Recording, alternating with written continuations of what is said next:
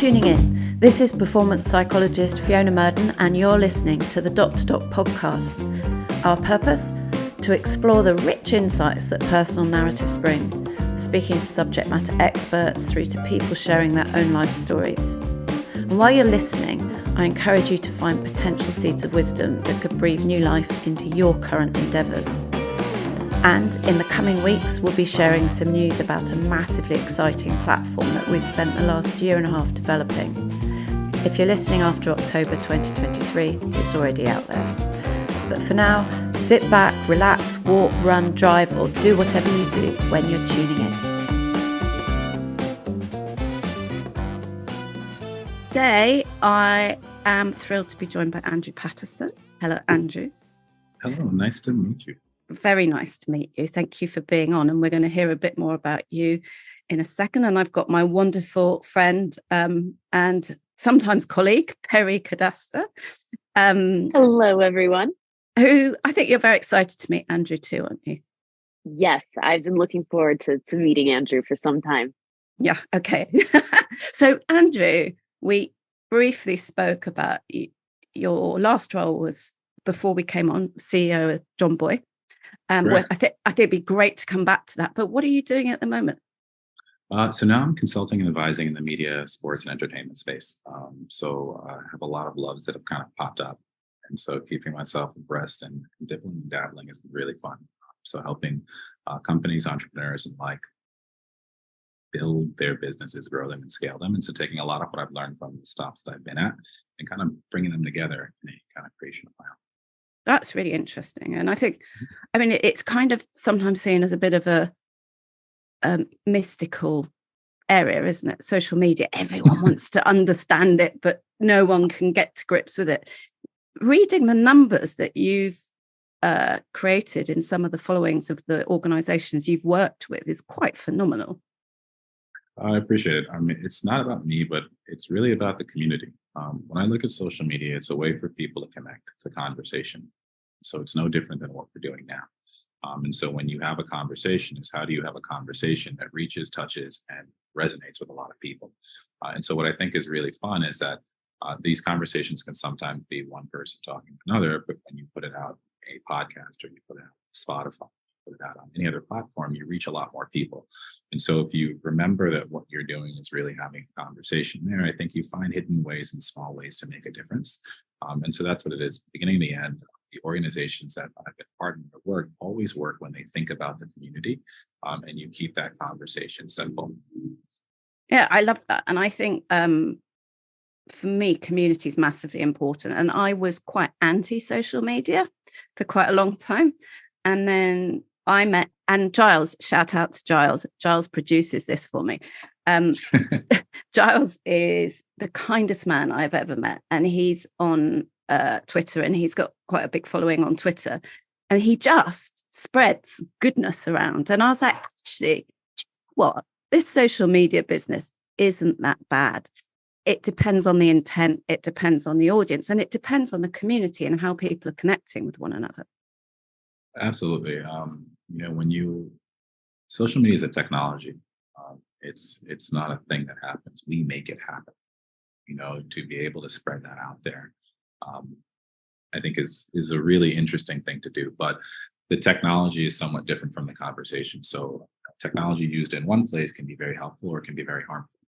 But I think, as people, as we find ways to make that conversation helpful, the technology becomes really important. Becomes really transformational. So when you lean into the aspects of that, looking there, it's like, how can this technology help this community? I think that's how I think about it. And I think that's where you really start to find interesting ways to benefit people, drive forward, scale, change, and interest. That's fascinating. Peri, I know you'll have thoughts and you'll be much more to the point with your questions than I am. It's like far away with something. No, absolutely. I think what's interesting about what you mentioned on community is it's just such a rarity these days where it feels like conversations can be so divisive or so polarizing. I'm thinking about Twitter specifically right now, where, we're seeing a lot of sometimes some negative aspects of community in addition to positive aspects. I'll put it that way. how at John Boy did you guys think about it? And not just at John Boy, but in your other roles, have you thought about kind of leveraging social for good? And especially as I think about sports and media, where it's so divisive. I mean, as a Duke fan and as a UNC fan, we know how heated the conflicts can get. So, how do you manage kind of some of the natural vitriol that comes up with sports and balance that with the positive aspects of community building? And can I just add in, sorry to jump in there, also, could you tell us a bit about John Boy? Because for the audience that are not from the US, they won't have heard of it. They won't understand how it all works. So if you give a little bit of background while hanging on to Peri's great question and answering that as well. Perfect. So I'll start a quote with a quote from the founder of John Boy Media, Jimmy O'Brien, that I think was instrumental in doing it, kind of really solidified for me what makes sense for John Boy and how they approach it. Which he said that the goal is to be fun, not funny. Fun is something that everybody can get behind. Funny might happen at someone's expense. And I thought it was a really simple way to kind of talk about exactly what you mentioned there, which when everybody can enjoy it, then you can have fun and conversation. When it's tried to be done at someone's expense, that's where it starts to become a little. People disagree all the time. You talk about community. The first community that we're all a part of is a family. And if anybody says they never get in fights with family, that is how you spot a liar. You love, as deeply as you love the people in your family, you sometimes also disagree with them, whether those are siblings or parents or grandparents, aunts, uncles, cousins, and the like. But there is a unifying piece there, which is that we are a part of this family and we are a part of this community. And more often than not, you always come back to that. That's a place that you feel safe and secure, and you can have those conversations. As you start to make that larger, again, keeping that same idea of concept is that, while we can disagree, we are still a community. There's still something that binds us together and we like. That's when I find people connect. Parts that we disagree on is things that people sometimes focus on, but the parts we agree on is also something. As you said, Peri went to Duke and I went to North Carolina, and from a sports team standpoint, I've got not a good word to say about the Duke basketball program, so to speak.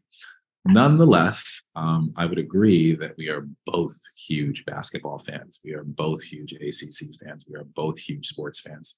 And again, as much as those losses hurt, that the folks on the other side care about the sport, care about the team. It matters. And so, if you only have one side of the stadium cheering, it's not as fun. The wins feels good because I know how much the losses hurt, and so that balance there is what I think makes it great. And so when you think about community, that's what I think defines it. Personally, what I feel is that, with where social media can sometimes get a little off the rails, what drives conversations. And so what drives conversations sometimes are those moments that are emotive. So happy emotions can drive it, sad emotions, but mean emotions can also drive it. So where you choose to put that, again, it's a technology. It's not the entirety of it. When those are put into places that may not be as productive, is where you can see it. But nonetheless, as you said yourself, Fiona, you can see that when someone takes ideas that are good and things that inspire people, things that make people happy, and they put it out there, you can get just as much leverage and motive out there. I think it's sometimes just easier to go to those moments that are confrontational. But if you kind of keep in mind where you're driving, what the community you're serving is, and how you're talking about it, I think you can find some really great conversations and some really cool things happen. It's no wonder that you've been so successful with your social media. You came, and correct me if I'm wrong, from after you were at University of North Carolina. I'm not sure which steps were where, but you were Major League Baseball official. Is that correct? No, so I worked in product development and I worked in social media at Major League Baseball. So I was a very happy accident. So I'll tell you a little bit. So when I first left North Carolina, I was in finance. And so I worked at a fund of funds doing financial and data analytics. And as much fun and as interesting as it was, it just wasn't necessarily what I love to do. I like stories. And for me, numbers are stories just by a different means. So when you start digging through it, you can find all sorts of interesting kind of things. So when I talk about social and community, there's a million stories out there to be found. So after I was in finance, I left finance and I went to try to do a startup. And in doing a startup and being 24, 25 at the time, there's a lot you don't know. So there's a lot I was figuring out. And so I had to learn marketing, and I worked at Digitas for a bit. And then as I was developing a website, I was paying engineers a lot, and I didn't know. I didn't know what to do. The product development, I'd ask for one thing today and another thing tomorrow, and they're like, "Well, that's a lot more money." And I was like, "I don't understand why." And so I wanted to figure out why.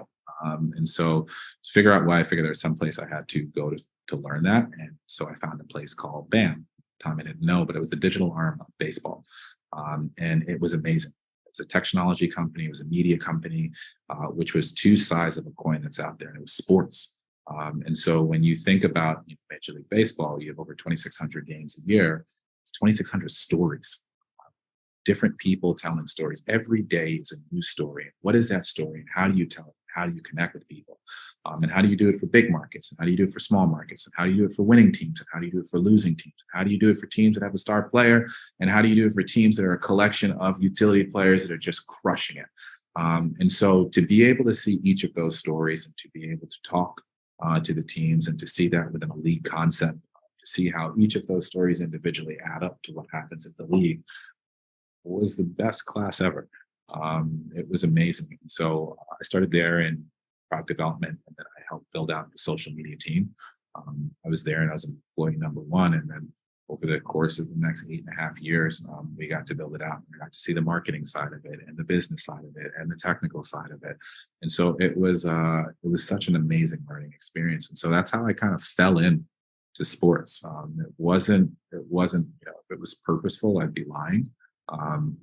It was accidental, but between data and an interest in stories and interest in community.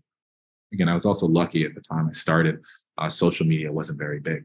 I think Facebook had a few years before bought, it used to be the Facebook, and then they bought Facebook, and Twitter was there, and there's no Instagram, and there's no, Tumblr is kind of there. There's no Snapchat.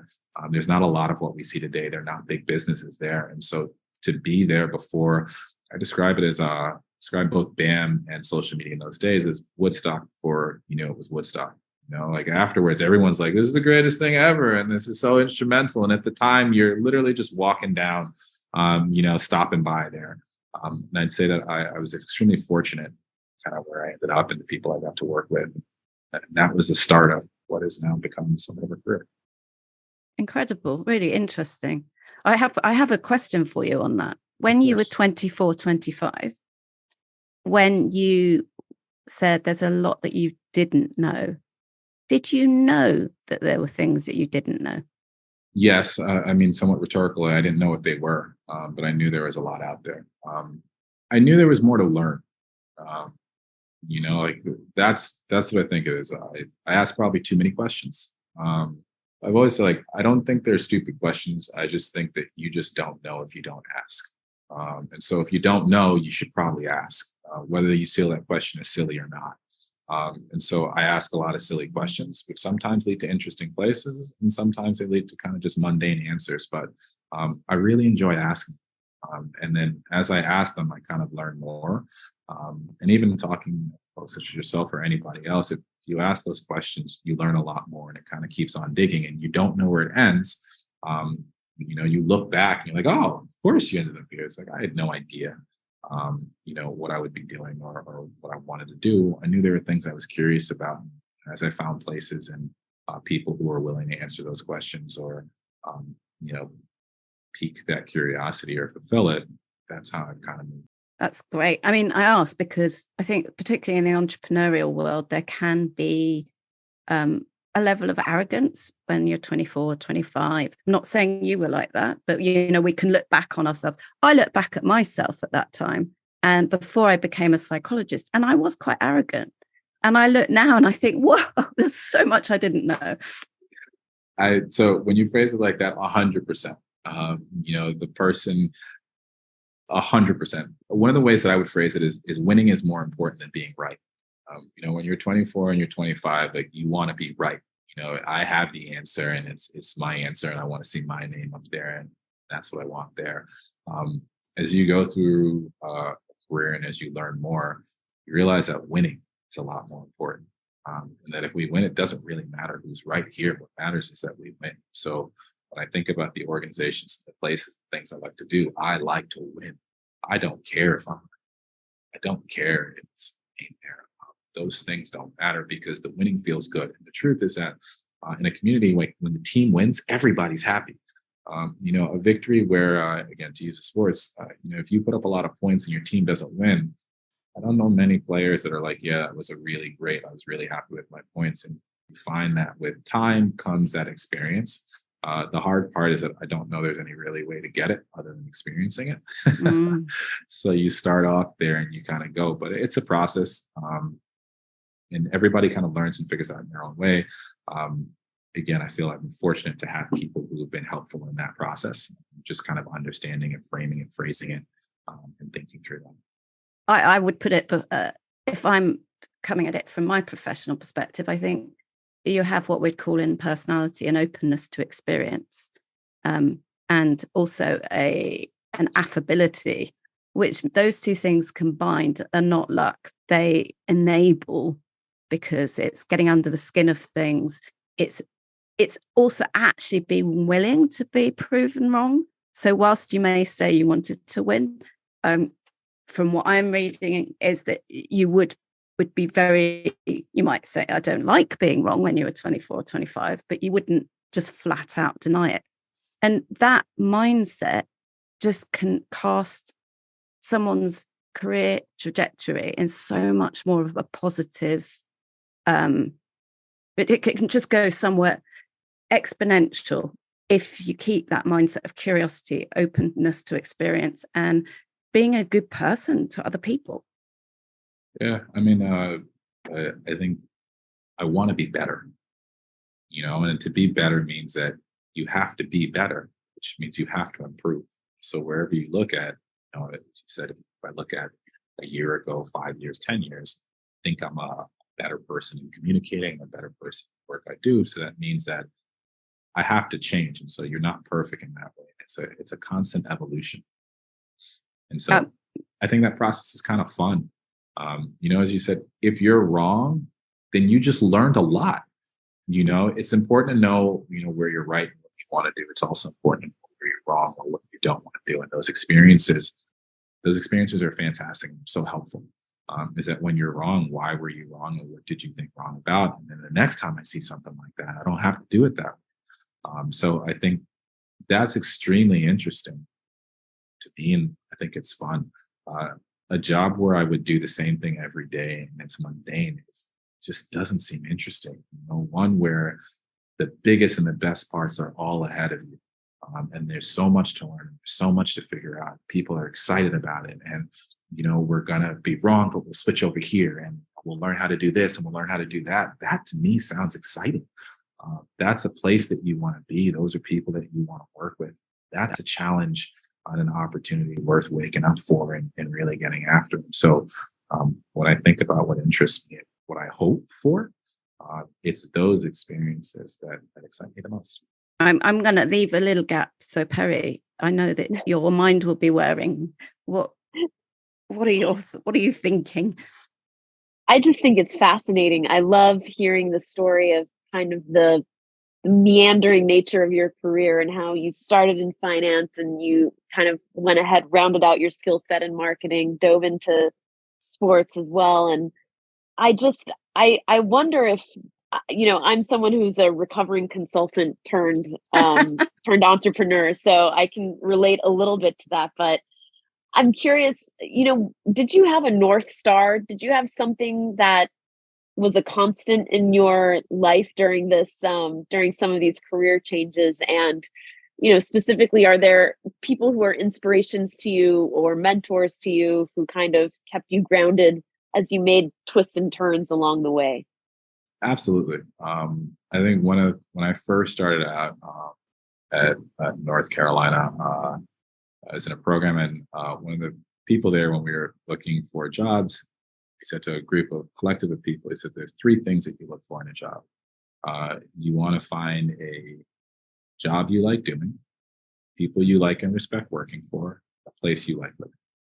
And when you start off, you're not going to find all three necessarily, but over time, you want to get to the point where you're all three. And he said that is what will make you happy. And I found it extremely instructive because it wasn't about money, it wasn't about role, it wasn't about title, it wasn't about industry. It was about fundamentally as a person, the things that inspired. Again, a job you like doing, people you like and respect working for, and a place you like living. I'm a city boy. I grew up in New York, and New York has always been home to me. And so I was very fortunate to have the first one there. And then when I think about the theme that runs through, I have loved the people that I have worked with. I have loved the jobs that I have done. And that has been my constant and been my North Star. If I can find people and places, then everything else is just wrapping, or an opportunity to learn something new, do something different. So for me, when I think about a career, yes, there are steps they logically move, but I didn't know what they were going to add up to. And when I started off in finance, it was looking at numbers and portfolios and trying to find 0.2% increase here versus there. That skill set served me my entire career. Now you go to advertising and digital and you can find 15, 20%. That's a lot bigger. It's a lot easier. And so finance prepared me for doing that. You think about advertising, about what are communities, what drive people.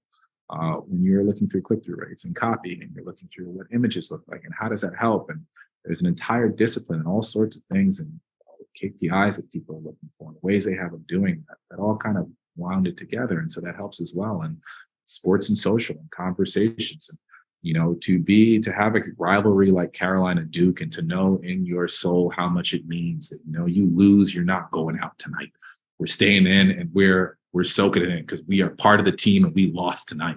And to know how much it means. And you win a national championship, as I was fortunate to do while I was at North Carolina, and the exuberance and the sheer joy of that. And to be able to see and to be able to tell someone that, when someone wins a World Series, what that means to them, what that trade means. And Commissioner Seelig said two things that sports give people a job is hope and faith. Hope that you will be better next year, and faith that the system is there, and if you do the right things, you can move forward. But I find those are elemental things. Those are not about jobs and careers. Those are about people. So when we talk about community and what I think about it, the people are what's made the journey. The job has been fantastic, but the people that I deal with, there's so many of them. I don't know how you name them all, but the people who took a time to let you stop in their office and throw darts at the dartboard, chat with you about what's going on. The people who took the time to take that questionnaire and spend an extra, 20, 30 minutes when the day is done to kind of go through it. There are so many small moments and so many people that have been a part of it. But if I think there's a constant there, that's where it's been. And as I've tried to lean into those people, they lean back. And that's what's benefited the entire time. That's fascinating, and it also completely resonates with what I've written about. Whoever said that, very wise. I'm being slightly sarcastic there because I'm English. So one, that they are very wise. I just meant from my perspective. What do you think? So before North Carolina, what were your influences then? Because within the working environment, I think we become more aware of who shaped us and how people might have influenced or shaped us. But ironically, we don't necessarily reflect as much on who's made us become who we are. So if we're thinking about your openness to experience, your enjoyment of people, your enjoyment of community, do you see threads that run from earlier on in life that would... Those are my parents. I had two fantastic parents. Again, I think it's better to be lucky than to be smart, but even better is to be smart enough to know when you get lucky. And I feel very blessed and fortunate with the parents that I've had. I think that's a lot of that personality is probably split between both my parents.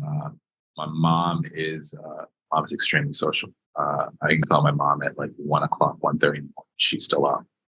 As she's getting older now, she'll still have times where she'll have a party and then people be up to 4 o'clock in the morning. She's tall and she's checking, she's talking to so many people. And again, there's always been a love of people and having people around. The access to those people and to be able to talk to them and to give them my best and kind of go back and forth. From a parent standpoint, I guess in school, the only real rule is that like I just have to try my best. Wherever it ended up, whether I succeeded or failed, that was fine, as long as I know I did my best there. So it was not an extrinsic, but a very intrinsic motivation and a thing keeping moving. So as I said, like when I want to get better, if I know I can get better, I want to get better. And then, I mean, that's it, like pretty simply. And yeah, I mean, that's kind of the real motivation, I think, early on. And then those experiences, I've done a lot of things. I think that when I was younger, played a lot more sports than I was good at. So I'll definitely put it that way. But they were all fun experiences to try new things, to do different things. I went to a number of schools as I was growing up and had a number of different friends. And so even now, I have some friends I've had since I was in pre-K, so I was 3. I have some friends I've had from elementary school. I had some friends I've had from high school. I've had some friends I've had from programs. And as you build that collection of people around you as a person, there's no group that I would want to just solely stick with.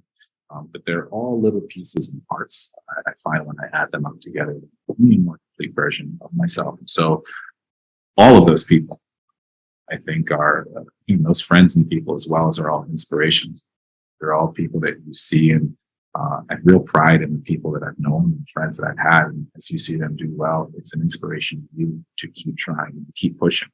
And so I think the community that I've had has been a very important part of that success and also framing me more important as a person.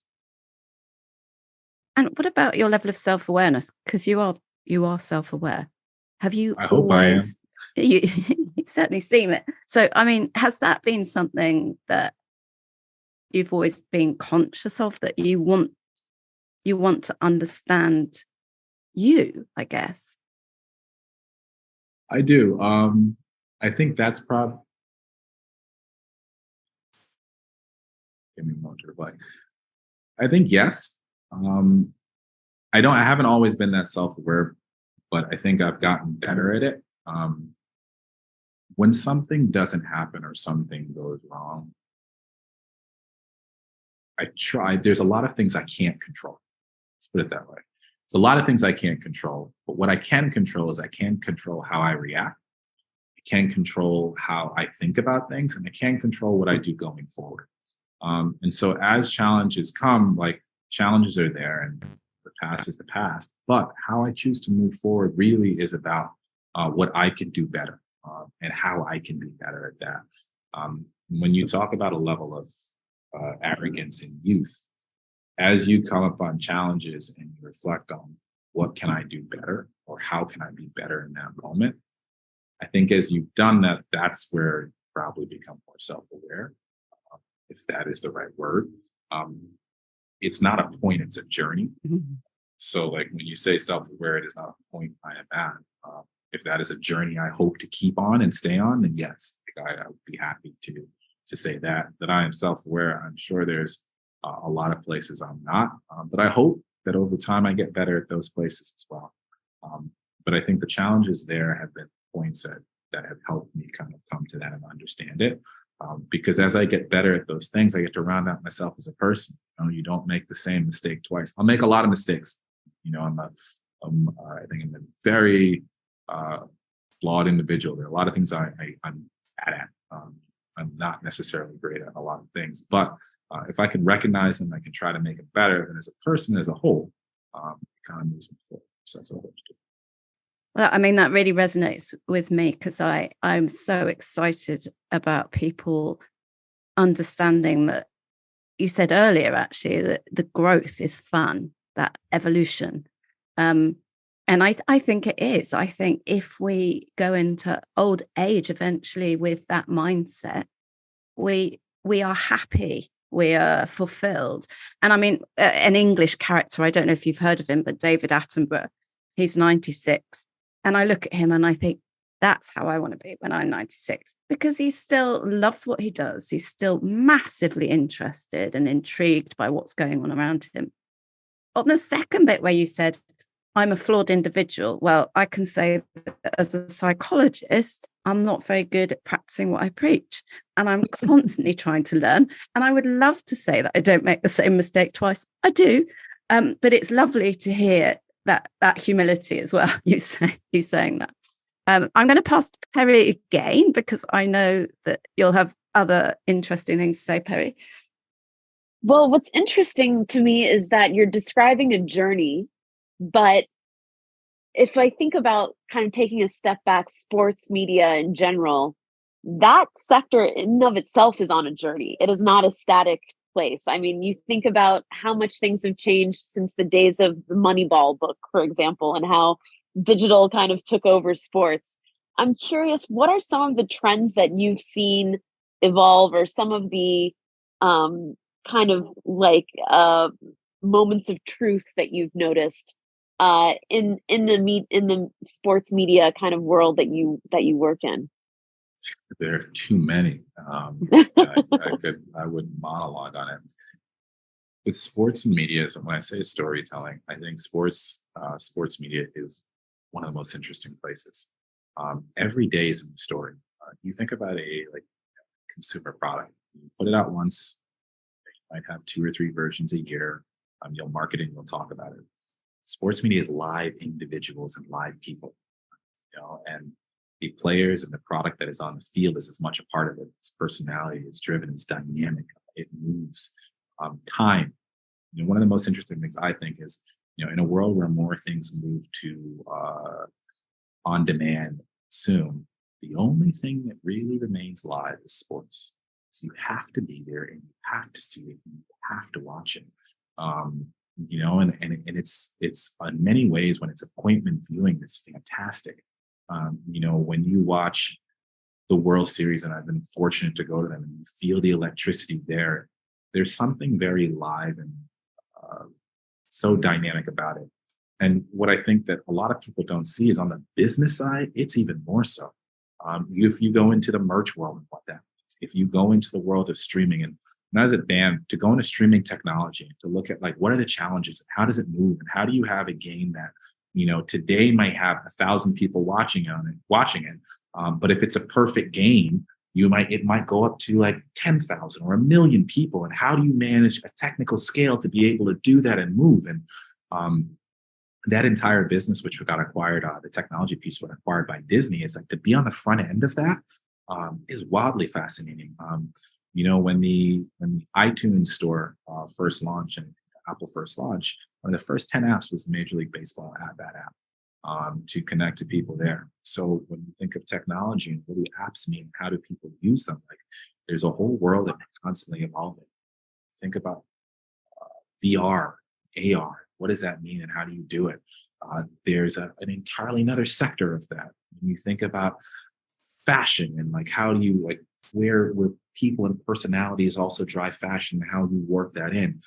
It is a business that has so much depth, and that I think the coolest thing is to see it on screen, and people think it's just people playing a game. It's men or women playing a game. So much that underlies it there. There's so many disciplines. There's so many people who have to stay on their toes, who have to be reactive to what is going on. You have to be thoughtful about planning. You start out with a plan, and all of a sudden your team is 2-15. You got to have a new plan. You think about a product failure. In a lot of businesses, if you have a product failure, you got a real problem. You got to sell tickets every day. How do we sell tickets if this team isn't doing well? You have to be extremely creative. You have to be extremely thoughtful. You have to tap into not just what people come to see wins, but why they love the team. The depth of kind of analysis and information. You think of it from, as I said, from a standpoint, data is how do you tell that story through data? How do you find those stories? How do you drive them? How do you create novel and new ways of doing that? that's what I think is so interesting about it. Every time I've been very fortunate to work in sports, but the depth, the quality of people, the amount of experience they have and bring to bear there, and then doing it every day, doing it over the course of a full season is incredible. They're some of the favorite people. Anytime you can have work friends who become real friends, you're some pretty special, and I've been very fortunate to have that. I mean, and on that point, I think Peri's an example for me anyway. She might not consider me one of her real friends, but I consider her one of mine. And she has to say that now because it's being recorded. I'm on the record. You're on the record. It's interesting because I was listening to a lady who is a reporter for cricket and various other English sports on Radio 5 Live, which in the UK is like our very much live sports channel. And she was being asked by her interviewer, it's like, you also commentated on the coronation. And they said, but that's, they're so diverse because one is sport, one is like the king, becoming the king. And she's like, well, no, they're not, because you don't know what's going to happen. And yes. it's so interesting. That's such a beautiful way to put it. Like, yes, that's all I can do is agree with it. But the range that you have to be able to do it is incredible. When you're launching a product, it's funny, you say with opening day is not moving. The baseball season starts. So you got to be ready. It's going out. If game time is here and this is the time the game is starting, you don't have the luxury to we're going to push it back 2 hours. We're going to push it back a day. It has to happen. And so the idea that, when something goes on, you're just there commenting. Like as you said, an announcer is a perfect example. You have no idea what is going to go on in that game. Not nary a clue. What you hope to do is enough preparation to be prepared so that when that moment comes, you can rise and meet it adequately. The best people professionally are able to do that. And you see those people that are on the mic, but I think the same ethos embodies everybody working in that organization. It works for the video people, for the copywriters, for the event planners, for the marketing people, and the like. And that it's a team. It's a large team, but it's a team. And as I said, winning, getting to opening day and a successful launch is more important than what happened there. And if we win and we can put it in the books, then that's what we're really going after. That mentality that happens on the field trickles in and pervades the organization as well. And I think it makes it great and makes it fun. And I guess a question in that is, it's fun. I love pressure, so I work really well under pressure. But I have to remind myself sometimes that actually we need time to reflect. So you talked a little bit earlier about reflecting on mistakes or reflecting on challenges. Do you see much reflection going on in sport? Because there's a saying by this guy, I think it's John Dewey, who said, we do not learn from doing, we learn from reflecting on what we've done. It's I think that's the balance. In something that is moving constantly, it's important to stop and to kind of reflect. You do have moments in doing it. Baseball was a large part of what I did. I also worked at a technology company, Greenfly as well, which was also another instrumental. It's a completely different way. In that one where you're focused completely on a product and you have multiple sports organizations that are all in different parts of their cycle. So you may be working with an NBA team, the baseball team, you work with a Premier League team. They're all in different places. For that one, when you look at that, having cycles in place as an organization where you can stop and reflect is extremely important to get caught up in the moment, but still take stock. Sit back and take stock of it is important. How often it's done, I think it really happens at a personal level. It's hard to see from the outside. It's very public. Those roles, and it's hard to see from the outside where people sit and where people take those time. I think to do it at a high level, you kind of have to. If you don't, you're going to burn out. You can't stay in the mix all the time. And so, I think for anybody that you see that has longevity in sports and media, they have to reflect. How people do it is very different, but that they do it, I think it's fundamental. Interesting. And what came to mind there was there's a really interesting guy who I interviewed on the podcast, who currently lives in Canada, but he's from Australia, and he coaches. I think my memory is gonna really play up on me here. I'm pretty sure he coaches coaches, but he's had to deal with lots of adversity in terms of the pressure, because of being so central, so front and center. You don't have anywhere to hide. And then the pressure of not necessarily always being able to support the people that are working for him, because they're exposed in the same way. And so, and that then potentially leads to this burnout, because there isn't a systemic approach to saying, how do we look after people? Absolutely. I mean, I think it's important. You asked about the people who were important or foundational. Those other communities are important as well. So to step out of it. I got 2 little boys who need more. And those moments where they come home from school and you can be present there, those are times to take a break, to take your mind off of things completely. I think that when you jump in, it's like you put them to bed and you'll get back to it again. But that mental break means that it's not an unending time there. Family and friends are important to keep those relationships. They keep you grounded. They keep you centered. They keep you remembering all the other parts of life that are great as well. And so taking time for those things as well is important. If you have communities and people around you that help you do that, I find it's a lot easier. The pressures and the stressors, there's still pressure, and there are still things that are extremely important. But perspective is also very helpful. This is important, but there are also many other things out there. And so that's like that time for reflection. I find that taking myself away to other places, quite frankly, like a dog walk. I didn't know it before, but like those moments with the dog in the morning, that 45 minutes that you have are a great time to just like, dog's not asking you anything. Usually it might be you're just not listening. Exactly. Yeah. It's an early morning walk or however you do it. It's different for everybody, but I think that you definitely do have to find that place that gives you that breath to reflect on it. So yeah, it's extremely important.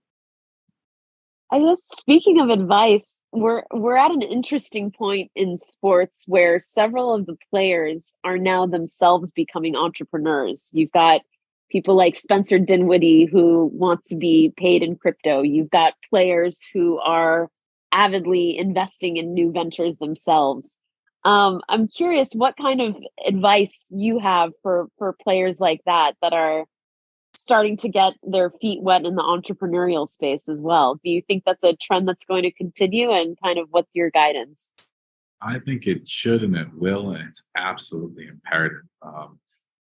That's how we get better. The fact that players are the curiosity from them to do it, I think that's what's really interesting. It's not just, you see the examples of, Magic Johnson afterwards being an entrepreneur in the business. When I was at Greenfly, his company was co-founded by Sean Green, a Major League Baseball player. 15 years in the league, and he had an idea and he wanted to do technology, and it's a fascinating company, growing and scaling, helping sports leagues all over the world. And I think the idea that individuals are curious, and what comes to mind is Spring Hill, and more than an athlete, is that these people are not singular. There's much more expansive things that they want to do, and I think the fact they want to dive into it and get to it is amazing. I think that being in sports affords players, the people who work in an extreme opportunity, which is access and a platform. And that platform will not always exist in the same way. So for them to be able to take advantage of that platform in a way that not only benefits the sport, but also benefits themselves, I think is amazing. Which is that, you're going to be an athlete for a little bit, but you're going to be a person and, hopefully be around for much, much longer. The ability for them to be able to expand and to meet people and to understand that, I think is extremely interesting. And quite frankly, the perspective that they bring is completely different.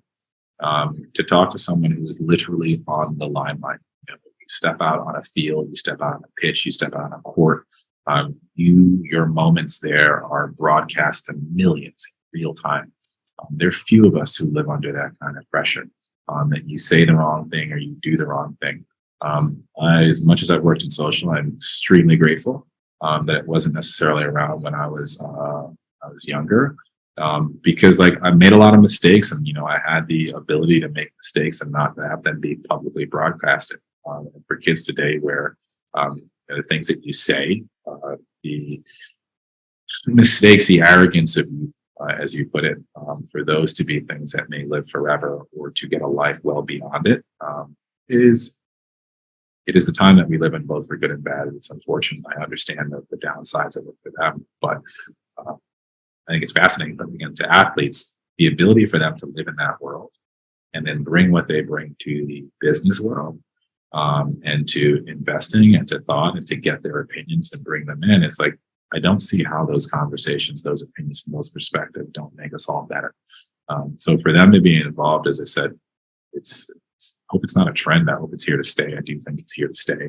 I think they're becoming smarter. They're becoming better. You see it now with NIL, that in the college ranks, it's starting to move down. You see universities starting chapters to help entrepreneurs, and to do that, even from a college perspective. I know when I graduated Carolina, it was the first year they had an entrepreneurship as a minor or a course you could take, as a discipline you could get. And now I can imagine everywhere probably has it. Startup competitions, kids getting involved. Again, the internet's a technology that brings a lot of people together and allows us a lot more information. So if there's something that you're interested in, it's not waiting, 4 years for college and then grad school and then a job to possibly learn it. Like, you can go up today, find a YouTube video, and someone will show you, or start talking about that. So that access to information for technology makes us all smarter. And I think it'll get better. It'll be a lot more interesting. So yes, to answer your question in a very long-winded way, I hope athletes are here to stay in part of that process. I think their voices are extremely valuable, extremely helpful, and the perspective they lend makes us all better. I've yet to learn completely, or even start to learn the American sports system. No, culture. But I'm moving to Los Angeles in less than a month, so I will immerse myself to make sure that I know as much as possible, because sport is so important. And I know, but I know in the UK, and I know from having friends who were professional athletes who no longer are, it's really tough, that transition to being in the limelight and being everything, to suddenly having nothing and having no support and having no clue about what someone often meaning and purpose is. What's my why? And so I think, just to add to what you're saying there, it's brilliant, because it gives those individuals who are incredibly talented, who've given so much of themselves, who may have an injury, which means they never come back to the sport, sort of they finish too early. It gives them a sense of still being able to contribute and actually lean into everything they've experienced. It does. The work ethic of being a professional athlete is a grind. Like, you are at the top of the top of the top of your field. Think of how many people play that. I think we all aspire to be at that level. And again, it's very different being there, not being there, and how do you fill your time and what do you do? So to start planning that out early and ahead of time, for them to still be involved, I think is a really good. And actually, I don't want to talk too much because I'm conscious that we're up on time, but it's actually quite a juxtaposition, because when you're training for a sport, there's a very clear schedule that you're sticking to. Now, you don't necessarily know how the game's going to play out, but you do know what you have to do. Suddenly, with entrepreneurship, everything goes out the window. It's exactly as you said, and then having similarly the chance to talk to former professional athletes in a business context, they say much the same thing, just that, for so long in your life, like what time you got up, go to practice, what days you work out, seasons, what you do in the off season, especially at that level, has been so regimented. To have a day that is completely, or a life that now is completely unstructured. If you've been a professional athlete and you retire at 41, that might be the first time in your life where you've had like no idea what is going on the next day. And that's a completely different world. I'm like, can't imagine what that looks like. And so yeah, again, the experience of being able to do that, I will say from a professional standpoint, when they work in the business world, they become very regimented on what they do. And, you see that same mindset, that same just kind of internal drive to know that you have to get up and you have to do it. I think former athletes are some of the best colleagues as well. Is there's just an understanding of, again, as you said, teamwork and how to manage it and work with different people and all of that.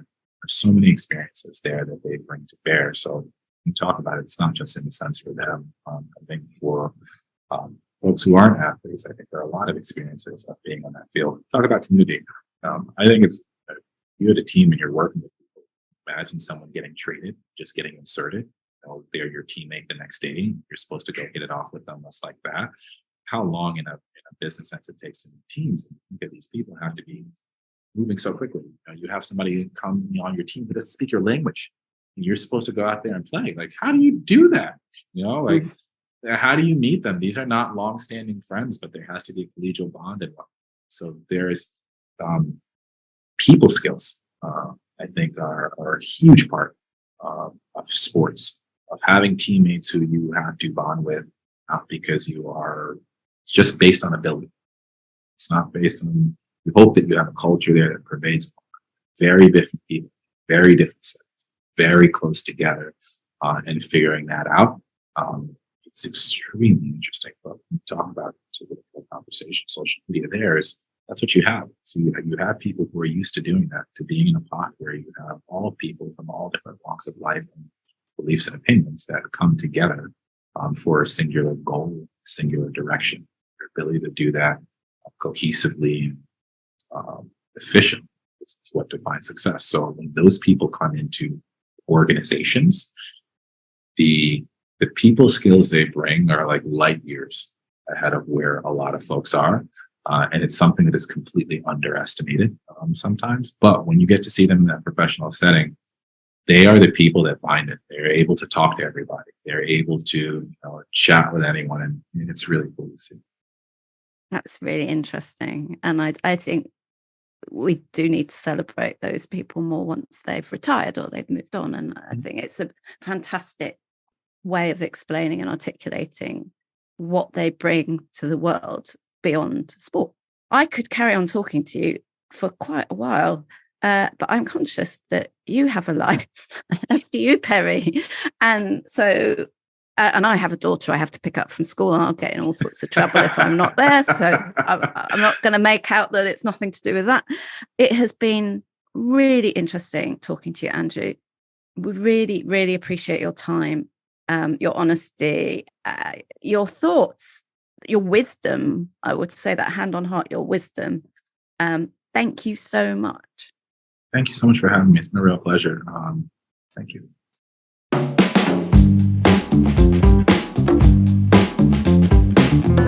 Thanks to my guests. Thanks to you for listening. If you want to find out more about me and my work, go to fionamurden.com, or my social media handle is also Fiona Murden. If you enjoyed this, please do subscribe, review and tell your friends. It'd be a massive help. But for now, goodbye, and I hope you have a great week.